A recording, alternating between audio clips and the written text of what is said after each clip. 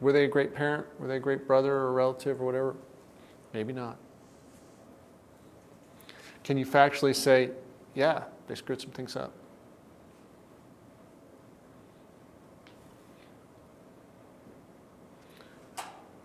The victimization part.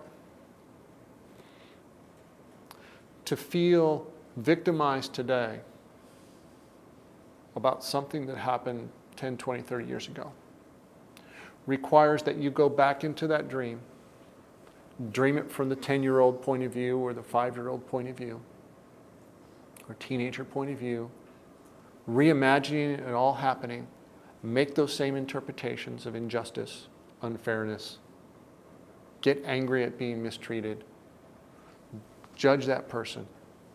All those different dreams happen in the point of view that isn't reality. If what's going on in this room right now is reality, then those things aren't. Were they reality that day at that time, years ago? Yes. What are they today? The past. They're the past. Where does the past exist? Right in my mind. Past exists in your mind. Past is a conglomeration of memories. They are memories that basically corresponds to visual, emotional, dialogue dreams. They're dreams, in my terminology. You can go back and replay them and be in a dream again. Okay? And you can go back and redream it every day, a dozen times a day, and go re-experience that emotion and generate more of it every day, 100 times a day. But you're dreaming. My point of view, that's a dream that you play as a rerun. And oh, by the way, the story of blaming your mother today, who's not the woman of your childhood, you're blaming a person today, somebody they were 30 years ago or whatever years ago.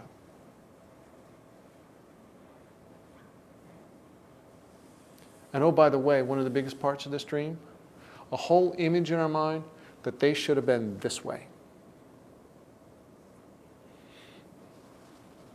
They should have had it all right. They should have treated me this way. They should have never said this. What a big requirement list we have. Here's a hidden dream. A hidden dream.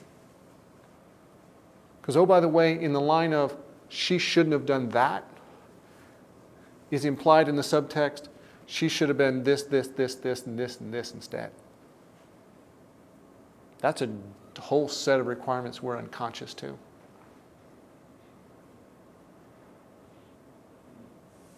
The mother we were supposed to have. But I'm sure that if you kind of investigated those dreams, and we'll have time this week, say, okay, here's all the things that my mother failed at. What would have been success? To where I would have looked at her and said, oh, she was great. What is that criteria? What is that criteria? Say, okay, for her to do that, she was this and this and this and this and this. For her to do that, could she have turned on the dime one day and become that person? Maybe she would have had to have changed some beliefs about herself, about other people. Maybe she would have had to let go of some victimization and judgment and blame. Oh, but for her to do that, how would she have done that? Well, she probably would have needed some guidance. And how long would that have taken? How long has it taken you? I'm 50. Okay. So you've been at it a little while? Yeah. Hasn't changed yet? It's a little better. It's a little better. We're going to work and we'll see what we'll do this week. Okay. But oh, for your mom to be a different person at this point in her life, she must have had to have done something different the year before to grow and evolve to be that different person. And for that to happen, she must have done something before that, and there must have been some introduction to her consciousness of other dreams, of other ways to be. But for all that to happen, all sorts of things in her past would have had to have been different. So you're asking Not just for her to have been different, but for all these things in her past to have been different. And then she would have been the mother you would have satisfied the judgmental voice in your head, and then you wouldn't have these beliefs and everything would be great. But you're requiring that history be different. Not gonna happen. Not going to happen. So what we're left with is, we had the mother we had. And the imaginary one that you wanted, that's one you dreamed up. And that's when you compare her to. You have an imaginary perfect one and say, that's the one she should have been, that's the one I wanted, and the one she really is, oh, I'm comparing her to this. And well, there's a discrepancy. Oh, she failed to do this, she failed to do that, she failed to be all this perfect mother stuff. The dreamed up one. One you made up as a child, that you weren't even aware of, and that you compare your real mom to. The one, oh, by the way, which she had no chance to be because she wasn't introduced to all the stuff that this one would have needed to have. And so there's a judgment after you dream up one version. Then there's a dream that compares the two and finds her less than and finds her to be a failure.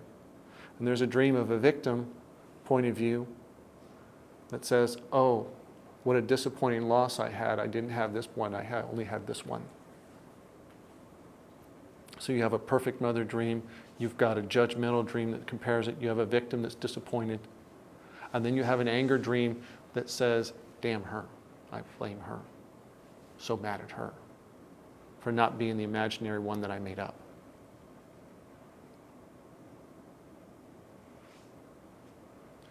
These are your stories.